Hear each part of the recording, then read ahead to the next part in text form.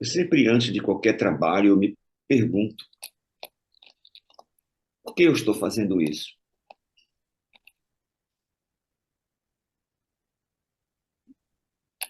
Porque aí eu viajo muito, eu estou sempre, amanhã já tem uma outra live e eu fujo um pouco dessas plataformas, mas eu estou sempre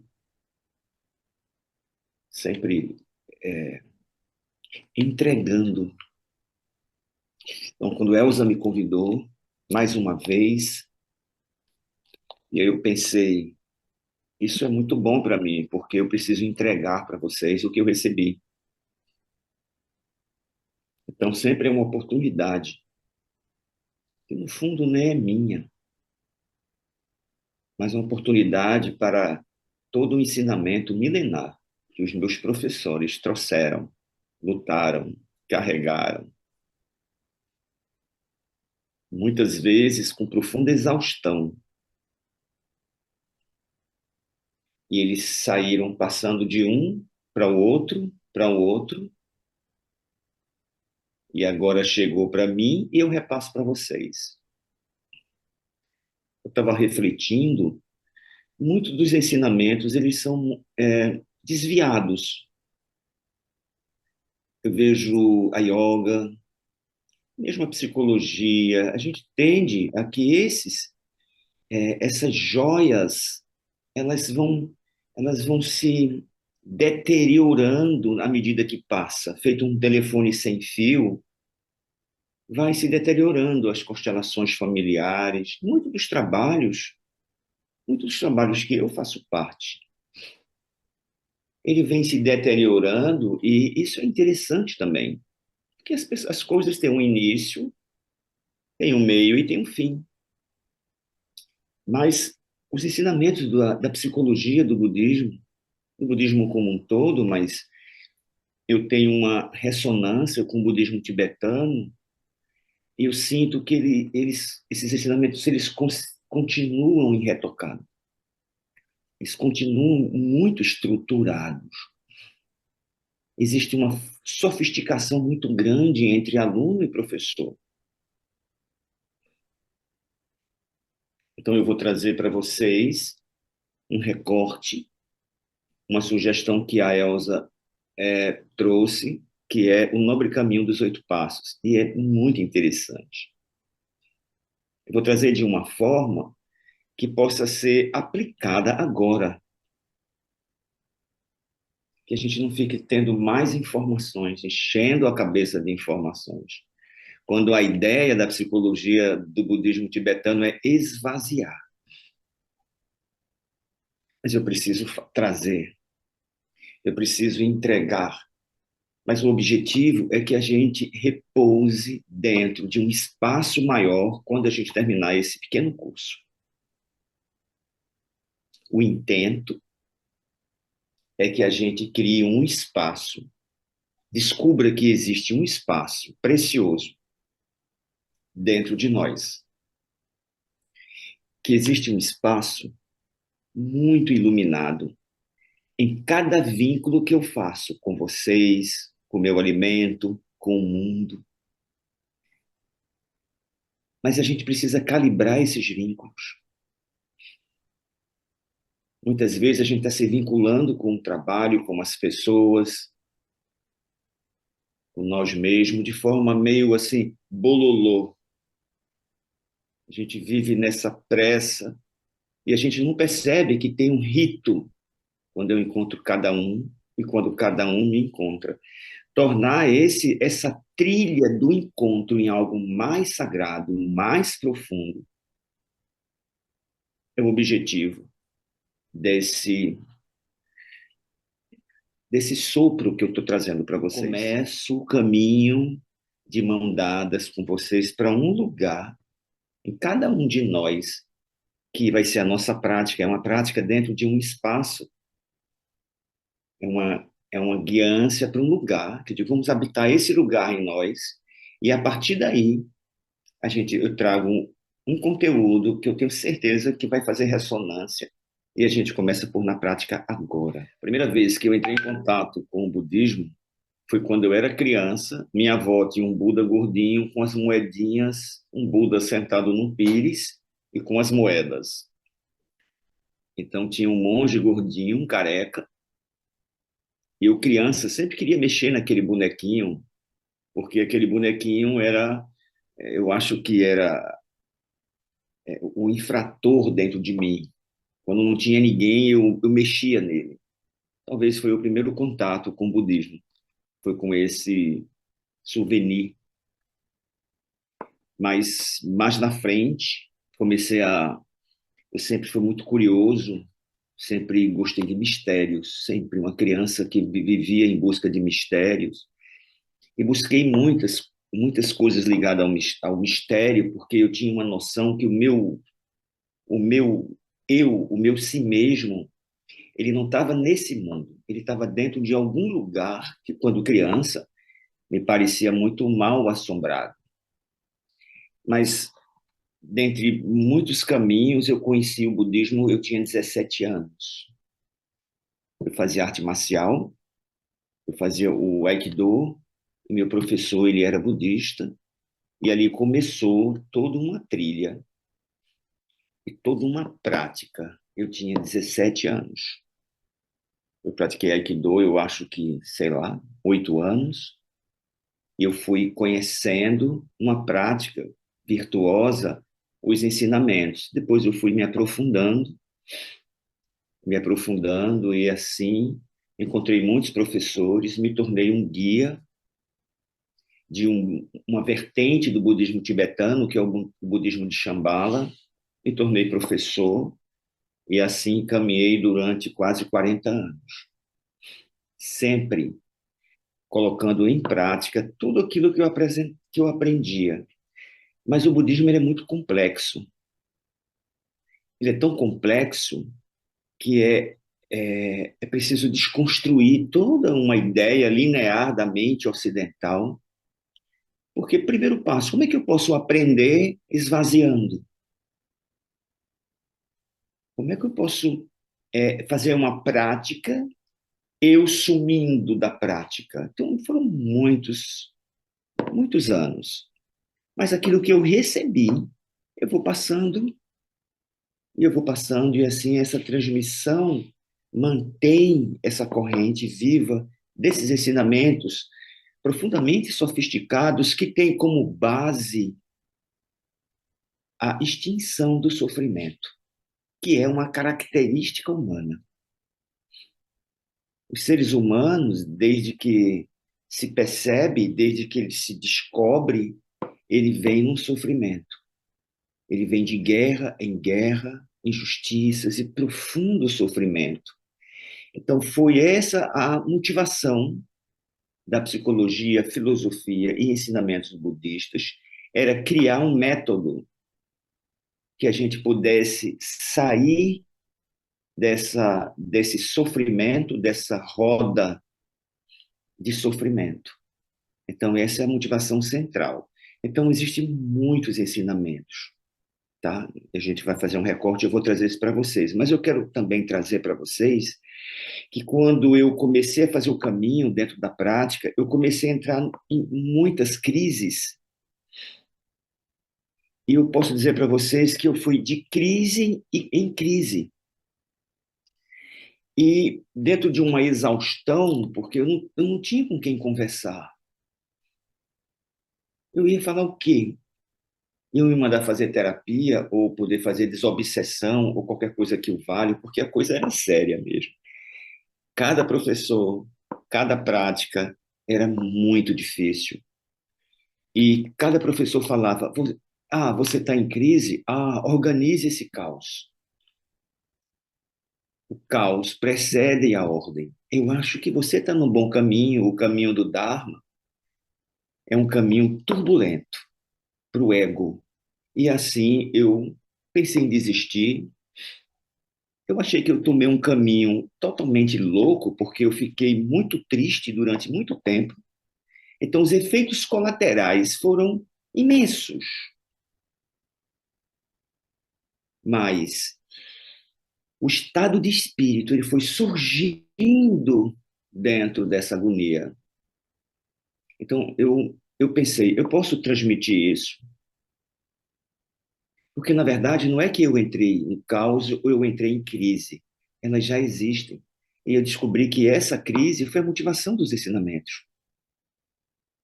Então, quando o Gautama, Siddhartha Gautama, quase 500 anos lá atrás, ele teve um grande insight sobre esse sofrimento. E ele trouxe, a partir de um insight, e a partir de muitas buscas com muitos professores, e a partir do seu sofrimento, ele trouxe uma tecnologia, uma filosofia de vida, uma psicologia, um método, um protocolo matemático de como sair do sofrimento. E assim nasceu esses ensinamentos. Isso ganhou o nome de budismo, mas para os budistas não existe budismo. Essa escola que eu faço parte é Vajrayana. Então, existem várias escolas, Vajrayana, Hinayana, Mahayana, são muitas escolas, por isso que tem uma complexidade. Então, a gente aqui no Ocidente chama tudo de budismo. Então, dentro dessa percepção nossa, dentro do que nós chamamos de budismo, tem escolas xamânicas, tem escolas místicas, Dodsen, escola profundamente xamânica, o Bon, escola dos cavaleiros, escola de arte, escola de astrologia. Então, são vários reinos que receberam esses ensinamentos. E esses ensinamentos, levados pelo Gautama Siddhartha, o Buda, foi criando um sincretismo dentro de cada grupo. E cada grupo, eles é um panteão de informação que, à medida que eu fui entrando no budismo, eu comecei pelo Zen budismo, que também é uma outra versão da mesma coisa. E fui conhecendo outras abordagens. O Nyingma era que eu mais achava muito interessante, o budismo Nyingma, ou essa escola, ela era um pouco ocidental, então eu fui me identificando, mas eu sempre gostei de desafios, e cheguei na escola do budismo de Shambhala, que é uma vertente do Vajrayana. O Vajrayana significa diamante indestrutível. Todas, todas essas escolas, elas falam da mesma coisa. E isso é uma tecnologia de uma bondade fundamental. Elas não brigam entre si. Então, essa escola do Vajrayana e o budismo de Shambhala foi a que eu me identifiquei. Tem um quê muito, mas um quê muito mediúnico, muito fenomenológico, uma coisa que é muito parecida com o meu caminho. Então, esse foi o meu percurso. Então, do que essas escolas elas estão tratando e o que é que eu vou entregar para vocês? A base é que existe sofrimento. E o sofrimento ele tem como uma causa é que nós não enxergamos o mundo como ele é. A causa do sofrimento é uma espécie de ignorância. A causa do sofrimento é um estreitamento mental. Então isso é super interessante. O Gautama, ele teve esse insight e foi as nobres verdades, né? Todo o budismo ele trata das nobres verdades. A primeira verdade é que o sofrimento ele existe. O segundo insight é que a causa do sofrimento é, ele trouxe de avidya, que significa um estado de torpor mental, um caos mental, uma falta de espaço reflexivo já existia naquela época. Então, esse bololô mental é uma coisa muito parecida que acontece lá fora. Isso gera sofrimento. E ele trouxe na terceira nobre verdade que o sofrimento ele tem uma saída. E ele trouxe esse método, que é o caminho, o nobre caminho dos 8 passos. Então, a gente está pegando uma tecnologia que a gente vai aplicar e nós vamos constatar esse resultado, tá? Alguma pergunta? Tá. Então, esses 8 passos, o Buda entregou e esse ensinamento ele é praticamente o mesmo. Todos praticam os 8 passos. Cada passo tem uma vertente enorme, meditação, a escola do Mantrayana, as escolas de mantras, as escolas astrológicas, as escolas de medicinas do deserto, são muitas medicinas. Cada vertente, cada escola trabalha aquilo de uma forma diferente e complementar. Então, aqui a gente vai estudar cada passo, tá? Tá claro? O Gautama, o Siddhartha Gautama, que ficou conhecido como o Buda. A palavra Buda, ou budeidade, Buddha significa claro, um ser, um professor que teve uma mente clara. Ele encontrou a clareza das coisas, a iluminação, e essa palavra em sânscrito é Buda. Então são muitos Budais, são muitos Budas. Quantas vezes durante o dia nós encontramos em nós, em pessoas, pequenos Budais? Cada insight é um Buda. Às vezes um gole de um vinho que você faz, que gera uma respiração mais profunda, ali tem um Buda ali dentro. Então esse é todo o ensinamento, detectar essas brechas, esses pequenos samadhis, essas brechas que tem durante o nosso dia, dentro do nosso sofrimento, dentro da nossa alegria, brechinhas que levam a gente a sair do samsara, tá? Samsara é o que a mente obtusa cria, tá? A mente confusa gira uma roda e essa roda de causa e efeito e a gente fica preso dentro dessa roda a vida inteira. Termina uma guerra, começa outra guerra, termina uma guerra, começa outra guerra, termina uma guerra, começa outra guerra. Então, a partir desse entendimento, muitos ensinamentos foram trazidos, tá? Aqui na escola, eu falei sobre o caminho precioso, trabalhei sobre o Lojong, não, o Bardo Todol, a gente fez práticas de Lojong e de Tonglen, que são respirações fantásticas. Veja, são muitas práticas. E todos os exercícios, convergem para um único ponto, o despertar da nossa consciência, tá? Alguma pergunta?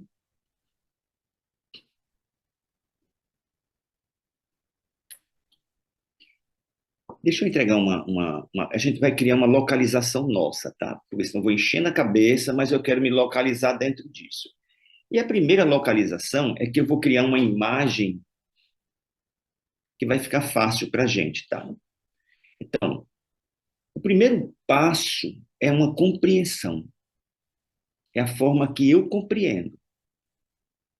Eu vou dizer que as pessoas já tinham uma espécie de compreensão em relação à vida, mas era uma compreensão que é chamado de uma compreensão de dukkha, ou uma compreensão que para fora, de um mundo para fora de si e para baixo. Uma compreensão, vou chamar de baixo astral. Que nada, isso tem que ser assim mesmo. A gente conhece muitas pessoas que compreendem a vida, compreendem relacionamentos de forma de uma topeira. As pessoas matam em nome de Deus. E só tem um caminho. Então, essa compreensão, eu vou chamar de que é uma compreensão de dukkha. Dukkha é, em sânscrito, obtusidade. Então, as pessoas compreendem fora de si, para muito longe de si, para baixo, e isso gera samsara, e samsara é polaridade, tá? Tá claro? Então, a partir de uma compreensão obtusa, os pensamentos gerados por essa compreensão são pensamentos destrutivos, excludentes, polarizados, para fora do seu centro e para baixo. Esses pensamentos geram palavras, geram uma comunicação. E as pessoas se comunicam através de uma compreensão obtusa, polarizada. Pensamentos obtusos, palavras obtusas. Palavras que não vêm de dentro. Ouviu falar por aí. Compreensões emprestadas. Compreensões que vêm da transgeracional, transgeracionalidade. Muitas vezes a gente não testa e a gente segue esses programas. O Gautama Buda chamou isso de dukkha, a causa do sofrimento. Tá? Eu estou falando os 8 passos para fora de si, tá? Vou falar depois desses mesmos passos para dentro. Então, uma compreensão, um pensamento, uma uma ação, um meio de vida, um tipo de linguagem, um esforço, uma atenção e uma concentração em cima de uma mente turbulenta, isso é um desastre. Então, o Gautama, ele fez esses passos ao contrário. Tá? No nosso, na nossa abordagem, nós chamamos isso de javali. Nossa, eu tô hoje um javali. Eu vou criando porque fica fácil no dia a dia a gente encontrar essas imagens. O que é o javali? É quando você está, ó, e alguém pode perguntar para você, Elza, me explique bem isso. Ah, não, é assim mesmo. Para cima, para baixo, direita é direita, esquerda é de esquerda, e se perde. Então, é uma compreensão de um mundo fora do seu cerne. E isso gera o sofrimento, porque é uma compreensão, um pensamento, uma palavra, um meio de vida, um esforço, uma percepção, uma atenção e concentração esfacelada. A gente ouviu dizer e sai reproduzindo isso. A gente vai identificar o nosso javali, ou o bando que existe em nós. Vocês conheceram alguém meio bando? Tá? Então, o Buda chamou isso de dukkha, e na nossa escola a gente chama de javali. O que é javali?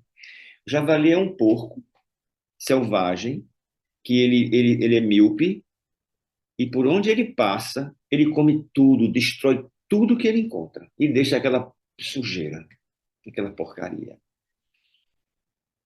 O javali, ele vive com a cabeça para baixo. Tá? Então, essa imagem, não queimando a ideia do javali, mas o javali como espelho do nosso javali interno, nós geramos sofrimentos. A nossa forma de compreender a vida causa danos. Então, isso é um ponto. Então, o Buda percebeu que essa forma é uma causa do sofrimento, tá? Então, é uma mente que vive em torno do que falta. O javali é um estado mental de uma mente que fica rodando para suprir uma falta fundamental. E isso seria a causa do sofrimento. Foi a partir dessa percepção que ele criou os 8 passos. Um método que vai saindo dessa falta, saindo dessa compreensão. Uma compreensão, um pensamento, uma fala, uma comunicação, um meio de vida, um uso de energia que gera danos para si e para tudo que está em volta. Às vezes eu pego um trânsito quando eu saio aqui, tem um horário que está péssimo aqui em Recife. Eu olho para os carros, assim, tudo buzinando, cada um lutando por um pequeno espaço, aquela. Eu penso, nossa, eu tenho que segurar, respirar, porque senão eu viro um javali com eles. Porque esse mundo, ele seduz muito. Então a gente chega num lugar, a pessoa dá um palpite, você fica se coçando para também dar. É muito interessante. Você chega, às vezes eu chego num ambiente, alguém está falando ou de um assalto, ou de uma coisa da política, ou de qualquer coisa que o vale, todo mundo começa a se coçar e cada um dá a sua versão. E isso, às vezes, é uma forma de preencher um vazio impreenchível dessa forma, utilizando essa compreensão, essa visão. Então, a partir daí, é que os ensinamentos eles entram em ação, eles nascem no caos. Eles não nascem de uma ordem. Então, o Gautama, o Siddhartha Gautama, ele entendeu que existia um caos e ele foi criando os passos para que a gente se afastasse desse caos. E o primeiro passo que ele sugeriu foi um processo para o seu coração, o caminho pelo coração. Deixa eu dar uma pausa, eu vou voltar um pouco aqui atrás. Hoje eu postei uma historinha do monstro, não foi? E quanto mais a gente corria, mais o monstro crescia. Era um sonho, uma pessoa sonhou com um monstro que estava correndo atrás dele, e quanto mais ele lutava, corria desesperadamente, mais o monstro se aproximava e mais ele crescia. Tudo aquilo que a gente mais evita é aquilo que a gente mais convive. Aí chega um final que ele entra e é um beco sem saída, e aí ele para e pergunta ao monstro: Seu monstro, o que você quer comigo? E o monstro disse: Eu não sei, porque o sonho é seu. Então, esse é o primeiro passo do nosso exercício. Nós vamos sentar, Ivana até me deu um banquinho de presente, lindo, todo dourado, para eu sentar perto do meu monstro. Um dia ela chega com um presente, porque a gente deu um curso que era pegue um banquinho e sente diante do monstro. E se você, não é, você entrar numa prática interior, esse monstro nada mais é do que um ensinamento. A gente está fugindo o tempo todo das nossas transformações. Na verdade, tudo aquilo que a gente quer ser é aquilo que a gente tem mais medo.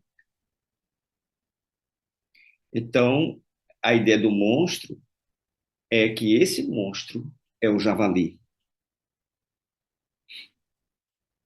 Então, e aí foi entregue os 8 passos para que esse monstro ele pudesse voltar para o lugar dele, tá? Ele pudesse repousar. E aí começa o nosso curso. Então, o Buda deu 8 passos.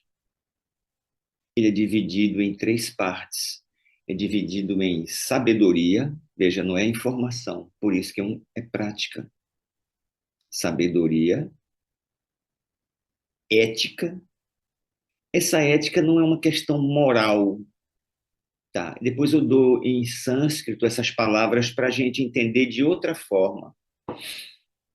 Sabedoria, prajna. Sabedoria prajna é algo dourado na consciência. Essa sabedoria é algo dourado na consciência. Uma consciência que emana luz, não é uma consciência que tira a luz do outro, os caçadores de luz do outro, mas ele transmite prajna.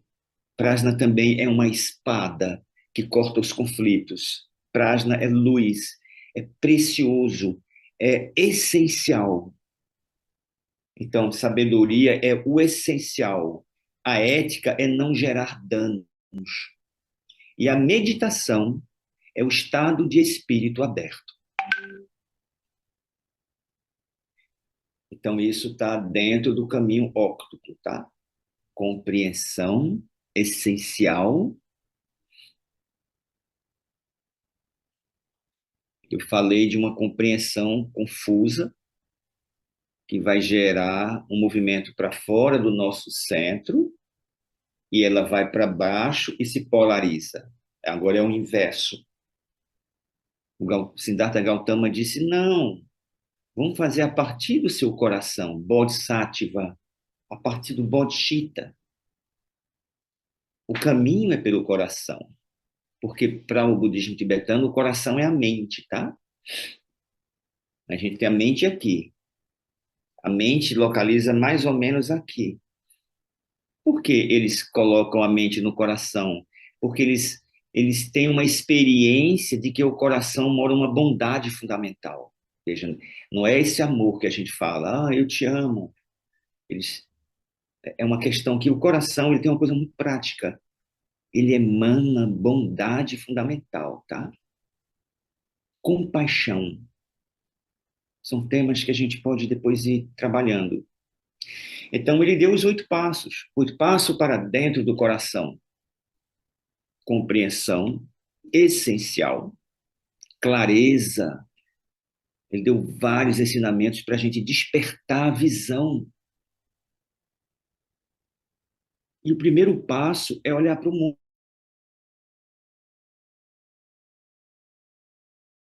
No budismo, o caminho é o inverso. Não é fugindo do problema.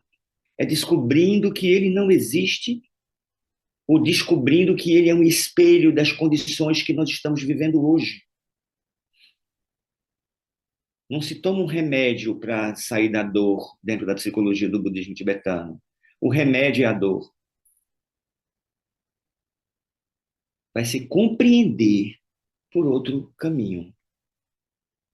Compreensão essencial, preciosa, pensamento ou aspiração, a partir dessa compreensão preciosa, uma aspiração preciosa. Qual é a aspiração, o pensamento precioso? O despertar. E a partir do despertar, gerar condições para que todos os seres possam encontrar o caminho da felicidade e assim a gente construir uma sociedade, uma humanidade ou um estado de Shambhala. Shambhala, em sânscrito, é de liberdade ou alegria, um estado de espírito alegre, a partir de uma compreensão sem limites, um pensamento sem limites, uma comunicação, terceiro passo, tá? Sem limites, uma audição vasta, sem limites. Quando eu falo sem limites, é que não tem falta, tá? A gente vai trabalhar isso durante o caminho. Como descobrir, Bartô, que eu estou enroscando, tentando suprir faltas? Tá? A gente vai olhar as faltas na nossa vida como um professor. Os professores budistas são cruéis, veja. O javali é o monstro, é uma falta, é uma dor. Compreensão, pensamento ou aspiração, palavra ou comunicação, linguagem, ação. Depois vocês vão na internet, pega, Elsa vai passar para vocês, ou vocês têm já. Né? Então, o esforço, a atenção, concentração preciosa e essencial. Então, o Buda está ensinando como atingir os 8 passos, utilizando uma imagem, tá? Que eu vou dar para vocês treinarem. Uma imagem que eu dei do javali. Eu quero. E uma imagem do tigre, tá? Então, esse caminho do tigre, o tigre, ele simboliza o essencial. Então, eles têm essa imagem do tigre na versão do budismo de Shambhala, Vajrayana. Eles utilizam essas dignidades, tá? Eles chamam de dignidade. Não é o tigre, mas é o espírito tigrino, tá claro? Não é o porco, o javali, mas é o espírito de porco, tá? Ele não está falando do animal. É o espírito de porco ou o espírito do tigre, um espírito tigrino. Então, o tigre Na percepção, né, deles, o tigre ele vive para o essencial. E ele caminha numa trilha sagrada, na concepção deles. Então, o caminho dos 8 passos é o caminho do tigre, que é o caminho do contentamento. O outro é do descontentamento. O caminho do javali é um caminho do descontentamento. E o caminho de saída do sofrimento é um caminho do contentamento. Isso é, eu não olho só para as faltas. Está muito confuso? É só isso hoje, tá? Eu estou repetindo. Estou dando as duas partes. Então, o caminho dos 8 passos é um caminho para dentro, para cima, tá? De elevação. O caminho do javali é um caminho para fora do seu coração e para baixo. Fica claro assim essa imagem? A gente vai utilizar essa imagem para eu não ficar aqui, pei, pei, pei, mantra, rau, rau, rau, rau, rau, rau, não, e falando aquelas coisas que eu tive que ouvir durante 40 anos. E isso é uma matemática básica para uma mente que não precisa se entupir de coisas. Então vai ter dia que eu estou fora de mim e baixo, para baixo e polarizado, com o meu espírito de porco ativado. Massa. Correndo do meu próprio espírito, que eu vejo nos outros, sai correndo. Criticando e apontando, e o porco atrás de mim. Os outros, todo mundo é javali. E quanto mais eu me livro, mais eles crescem. E a gente não tem a tecnologia de botar um banquinho e de sentar e olhar de frente isso. E a gente vai tentar ver durante o nosso dia, quando a gente sai do espírito do porco e entra no espírito do tigre, para dentro, para cima. Quando a gente respira mal, a gente está saindo. A gente está indo para o javali. O javali funga, ele não respira bem. Você já viu como um gato respira? Ele respira todo. Então a gente já está construindo o nosso dever de casa até o próximo encontro.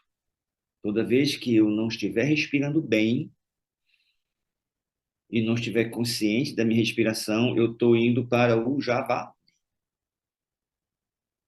Eu estou entrando no meu espírito de porco. E quando eu parar e der uma respiração, eu entro, me respiro.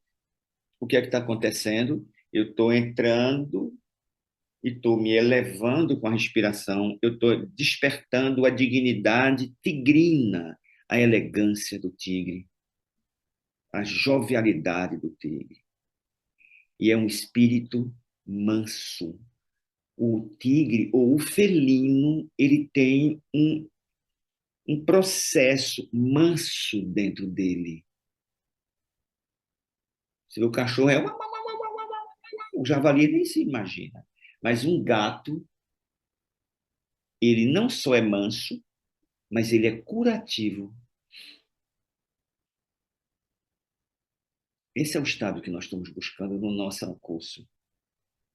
É que a nossa essência, ou que o nosso movimento possa ser um movimento de curar, onde quer que a gente vá. E essa dignidade que a gente vai explorar é a dignidade essencial de um tigre. Ele respira e ele se eleva. E a gente vai, através do aprendizado dos 8 passos, se transformar nesse processo. E como isso acontece? A prática é o dia a dia. E o objeto do nosso estudo somos nós, a nossa mente. Quantas vezes durante o dia eu fui javali, e como javali não só eu mergulhei no samsara, na roda de sofrimento, mas eu criei sofrimento. E quantas vezes hoje, durante o dia, eu fui para dentro do meu tigre, eu utilizei os 8 passos para dentro do meu coração, eu respirei e essa expansão gerou um movimento curativo. Se a gente entender, no final desses encontros, quando a gente está gerando danos de corpo, mente e fala, e a gente está fazendo um movimento curativo, eu acho que isso já foi suficiente, a gente já atingiu o objetivo, tá? E eu vou dizer que esse movimento de toda vez que a gente for arrastado, que a gente mordeu uma isca para fora e a gente puxa a gente para dentro, a gente está dando início a uma contemplação, a um processo de contemplação, que é um processo de uma atenção plena. Vai desenvolvendo uma atenção onde a gente vai puxando a gente para dentro. Veja, isso não é um movimento para ser santo, para ser correto, isso não é um movimento para tirar o sofrimento, vai ganhar dinheiro, vai ser feliz, uma coisa que 8 passos para o sucesso total.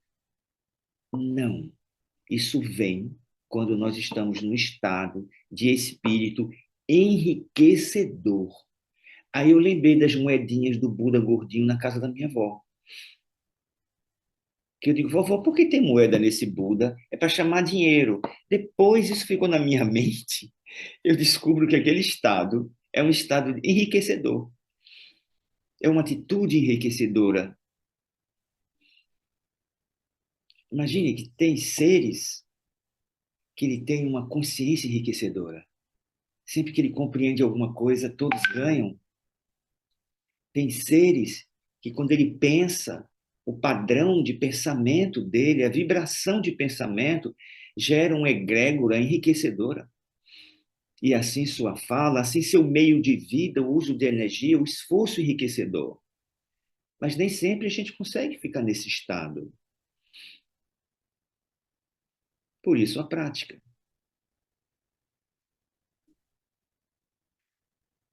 Eu acho que é só. Eu queria saber se vocês entenderam, porque o ensinamento ele não é linear, tá? Vocês não vão perder nada. Assim, eu não vou sair primeira série, primeiro grau, segundo grau, terceiro grau. O ensinamento é rodando também. O samsara ele gira, a gente gira para fora e também gira para dentro, porque ele não é linear. Ele é uma espiral. Foi interessante quando eu estava fritando com esse meu primeiro professor. Eu estava fritando e ele disse: Veja, fritando porque você está buscando causa e efeito. O que é que causa, o que é que traz efeito, o que é que cura, o que é que não cura, o que é... Tem nada a ver com isso. O processo ele é um processo de espiral. À medida que você vai criando uma estabilização, essa espiral ela vai crescendo com a respiração. Essa espiral precisa de algum movimento que a gente vai ter, que é o silêncio do tigre, o charme. A gente precisa ser charmoso, voltar a ter charme. Tem pessoas que, sei lá, talvez o vizinho lá não sei das quantas, pessoas que não têm um charme de mente, não tem uma compreensão sedosa, não tem uma fala, não tem isso. E quando tem, tem para fora e não tem profundidade. Então, a flor de lótus, ela nasce de algo muito profundo. E os 8 passos é um caminho do florescimento de uma consciência mais ampla. E essa consciência, ela gera sementes para toda uma sociedade, para toda uma humanidade. Esse é o nosso intento. E nós acreditamos que isso seja possível. Bom, tá bom por hoje? Não é? Para a gente não se estender. As perguntas vocês fazem lá e eu vou respondendo. Dou uma visitadinha e respondo para vocês. Tá bom? Só repete a prática, Bartô, da semana, por favor. A prática é, toda vez que você não estiver respirando bem, é porque você está no javali, está causando danos. Respira, puxa a sua consciência, a sua atenção, puxa a sua compreensão, seu pensamento, puxa os 8 passos para dentro de você. E vai para o tigre, vai para a elegância, calibra a tua voz, calibra os teus gestos. A gente está fazendo uma coisa de elegância, tá? E a gente está trabalhando algo muito profundo. E esse é um passo muito precioso. Vai todo mundo imitar agora um gato, uma gata. A gente vai despertar o felino em nós, a elegância, a jovialidade, sabe? Um processo mágico. Está faltando magia na vida, encantamento. E a gente, nessa postura, a gente está curando uma egrégora. É só isso. O resto eu vou dando explicações. E no final, vai ficar tudo certo. Porque tem uma imagem sólida que a gente vai praticando em cima disso. Elza, é isso. C'est fini. Grato a todos. Foi muito bom reencontrar vocês. Algumas surpresas. Eu vou procurar trazer o melhor. Eu acho que essas imagens foi uma boa ideia, porque elas não fazem muita coisa na cabeça. A gente só fica olhando para isso, meio doidinho. Mas eu vou dizer que funciona. Tá bom? Beijos.